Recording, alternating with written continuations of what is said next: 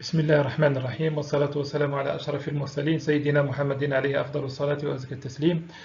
Dans cette présentation, je vais vous éclaircir un petit peu sur les notions de base de micropaléontologie. D'abord, on va définir c'est quoi micropaléontologie, micropaléontologie. C'est un mot composé de plusieurs termes tirés du grec. Paléo, c'est ancien, onto, c'est vie, logie, c'est la science, et micro, c'est tous les organismes qui varient entre le nanomètre jusqu'au millimètre. Donc, parfois, on rencontre des microfossiles de taille énorme qui arrivent jusqu'à 2 à 3 cm, comme les numulitidés qui caractérisent l'Éocène, entre parenthèses le tertiaire.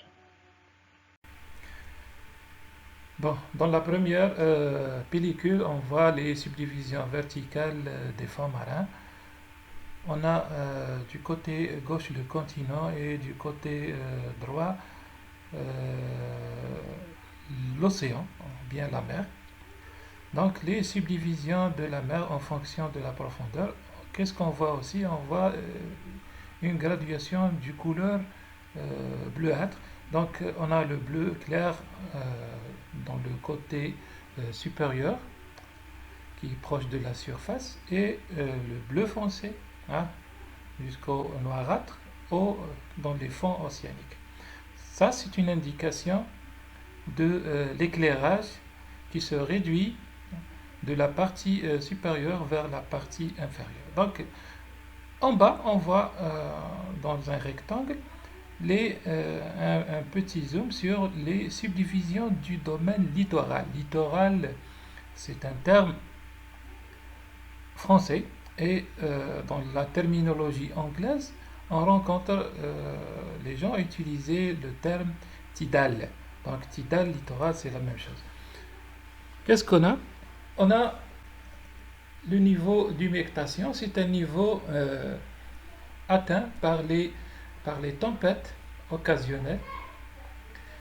Ensuite vient le niveau de pleine mer normal et le niveau des basses mers. Cette subdivision nous a permis d'établir le supralittoral, le médiolittoral et l'étage infralittoral qui est toujours recouvert par les eaux. Donc c'est les périodes d'étiage ou bien les périodes d'été. Donc on a les subdivisions du niveau océanique moins 40, moins 200, moins 3000 mètres et moins 7000 et plus de 7000 mètres, c'est les fosses océaniques.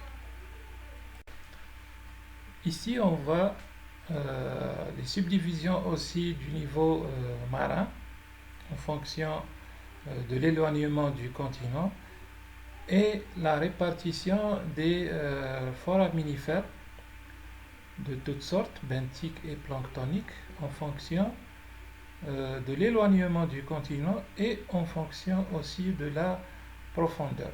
Donc, dans le domaine continental, qu'est-ce qu'on a dans un domaine continental? Du côté gauche, on a des milieux lacustres, des eaux douces. Ensuite, milieu lagunaire. Ensuite, la plateforme continentale et le talus continental. Donc, la majorité des foraminifères qui se trouvent dans le côté continental, c'est des foraminifères benthiques. En s'éloignant de la côte, on rentre dans le domaine océanique qui est plus riche en foraminifères planctoniques. Dans cette pellicule, on voit la répartition ou bien les milieux de vie des différents types de microfossiles, y compris les foraminifères. Donc, on a les formes endobenthiques, les épibenthiques et les hyperbenthiques qui vivent sur le fond, à l'intérieur des sédiments et qui nagent à proximité du fond, et les formes planctoniques qui vivent exactement dans la tranche d'eau plus loin du fond océanique. Donc, comme exemple, on a les formes planctoniques. Ce groupe-là est représenté par les globigérines et les globotranchana. Et les autres, la majorité des microfossiles sont pratiquement benthiques. Les foraminifères est un ordre appartient à la classe des rhizopodes, embranchement des protozoaires. Leur test contient des orifices, des trous, ou bien ce qu'on appelle des foramens. Ici, une comparaison entre un foraminifère récent, vivant, et un foraminifère fossile. Donc, vous voyez les pseudopodes, Arjul al-Kadiba, qui sort du squelette solide. Donc, il est composé de deux parties essentielles, l'ectoplasme et l'endoplasme, et le squelette solide qui se trouve à l'intérieur de l'ectoplasme. Donc, les pseudopodes, comme vous les voyez dans le schéma en bas à gauche, donc c'est des extensions ectoplasmiques. Un exemple sur un détail d'un foraminifère. Donc, vous voyez dans un foraminifère qui a plusieurs loges. Donc, les différents détails morphologiques, en commençant par le proloculus, la première cellule où l'animal a vécu sa vie. Ensuite, au fur et à mesure de son évolution, il va développer plusieurs loges. Donc, on a toute une série de loges enroulées, spiralées dans ce type-là, et des cloisons, des murailles, des parois, une ouverture et un foramen qui communique entre les différentes loges et la dernière loge. Donc, ce sont les principaux critères d'identification d'un test d'un foraminifère. Bon, la reproduction des foraminifères. Pourquoi exactement on étudie la reproduction des foraminifères, cette partie qui représente à peu près l'intérêt des biologistes aussi, mais on doit aussi faire un saut ici. Donc, comment les foraminifères se reproduisent? Donc, la question qu'on doit se poser et pourquoi on l'étudie.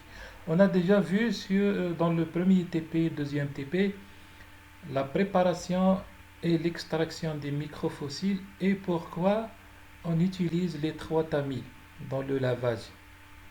Exactement, c'est pour faire la séparation entre les espèces jeunes et les espèces adultes. Donc les adultes vont avoir des tailles plus grandes et les espèces les plus jeunes ont des tailles plus petites. Donc dans ce cycle de reproduction, qu'est-ce qu'on a? On a 2 stades de reproduction, un stade sexué et un stade asexué. Donc le stade sexué, il aboutit à la formation des gametes mégalosphériques en jaune, des boules jaunes, haploïdes avec un seul N. Donc ensuite ces gametes vont se coupler et donner des schisontes, ce qu'on appelle des schisontes microsphériques diploïdes de N. Donc on rentre dans la partie la schizogonie. Donc on a un cercle qui se subdivise en 2 parties. Une partie représentée par des traits continus et l'autre partie par des traits discontinus. Donc trait continu, c'est la partie où on a une schizogonie et la partie discontinue, c'est la gamogonie. Donc gamogonie, on rentre dans le stade sexué et la partie avec des lignes continues, c'est la schizogonie. Donc schizogonie, on a une évolution du volume, ensuite une subdivision et enfin on rentre dans la gamogonie qui est une séparation des gamètes et une reproduction sexuée. Bon, maintenant on va voir la nature du test des foraminifères. On va commencer par les tests primitifs les plus anciennes connues durant le Paléozoïque. Donc les tests chitinoïdes qui sont rarement fossilisables. d'où dérive le deuxième type de test qui est le test agglutiné. Et on le rencontre chez les textularinés, les lithiolidés et les orbitolinidés. Ils sont représentés en bas par des photos.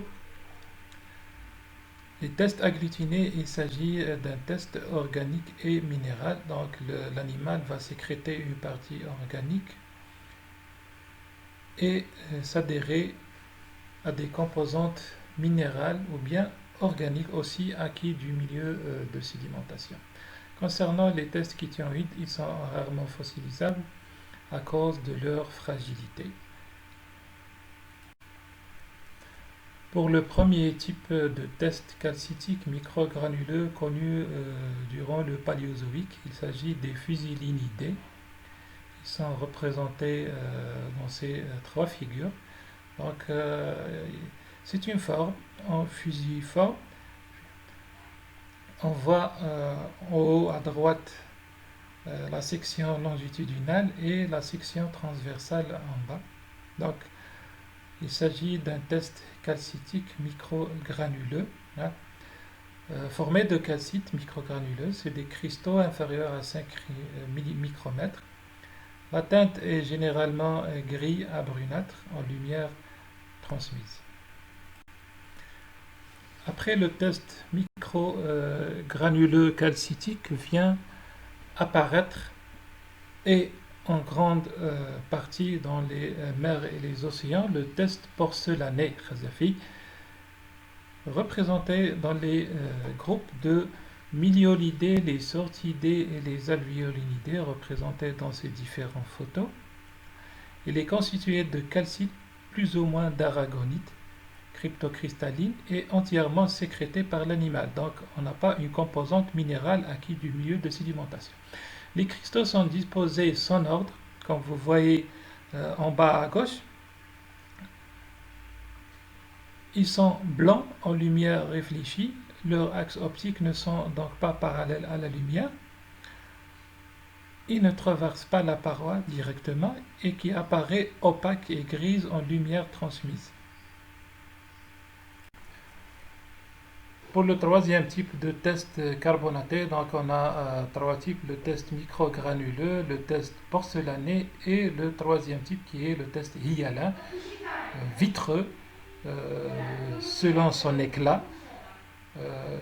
Il représente les groupes des rotalidés, les numulitidés, les orbitoïdidés, les globigyrinidés. Ce sont des principaux groupes planctoniques et hyperbenthiques. Donc c'est un test vitreux, transparent, en lumière transmise, à cause de la faible épaisseur de la paroi et les grands cristaux qui sont supérieurs à 5 micromètres.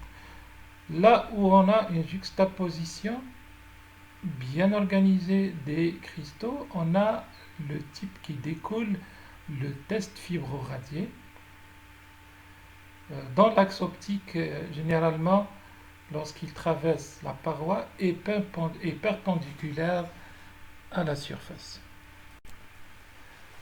Dans la classification des foraminifères, selon l'arrangement des loges, pourquoi exactement on se base sur les loges, entre parenthèses le test, si on dit loge, on dit test, parce que c'est la seule chose qui est fossilisable, tout simplement.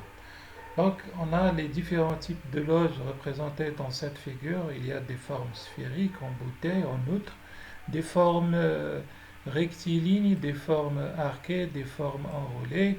Comment maintenant faire la différence entre type et autres types de formes en se basant bien sûr sur la géométrie. Premièrement, c'est les axes.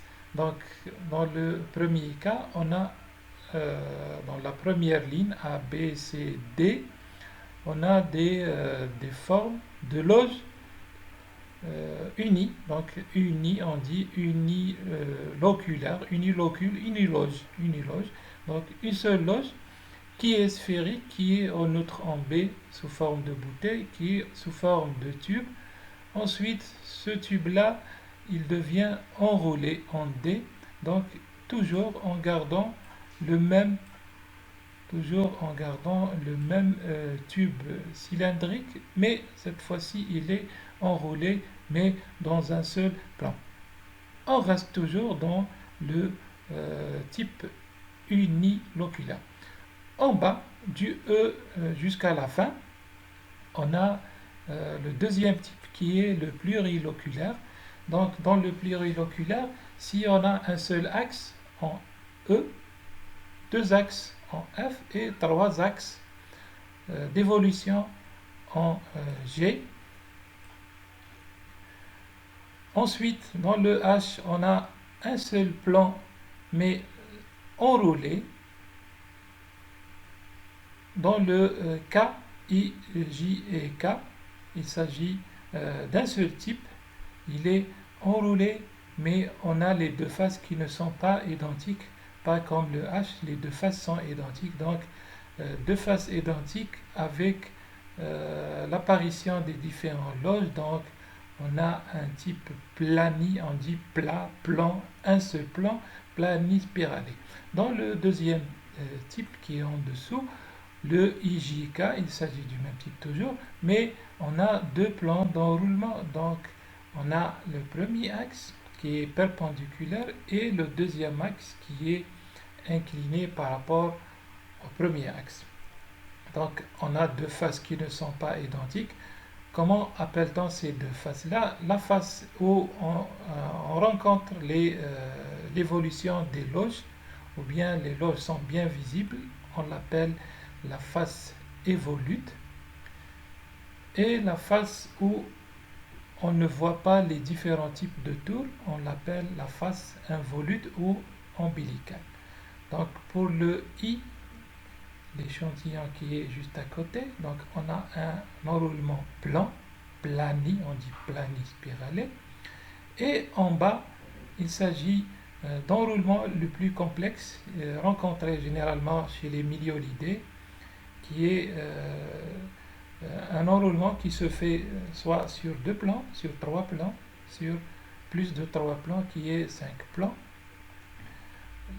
Les myliolidés tiennent leur nom selon l'axe d'évolution d'enroulement. Donc on a les pyrgos, biloculina, triloculina et quinculoculina si on a 5 axes d'enroulement. Dans la pellicule 14 et 15, une autre classification des foraminifères, mais cette fois-ci selon la forme des ouvertures. Les ouvertures, c'est l'orifice qui se trouve généralement toujours dans la dernière loge la plus grande, généralement. Donc on va faire la différence, on doit faire la différence entre le type d'ouverture et la position d'ouverture qui se trouve dans la pellicule 15. Donc pour les types d'ouverture, on a les types radiales, les types en fente, les types intéro-marginales et les types criblés, multi-cribles, en lèvres. Donc on a plusieurs types. Si on parle maintenant de terminal, médial, ombilical et latéral, on parle de la position de l'ouverture et pas du type d'ouverture. Donc vous devez ici faire la différence entre la position et le type d'ouverture et je vous remercie.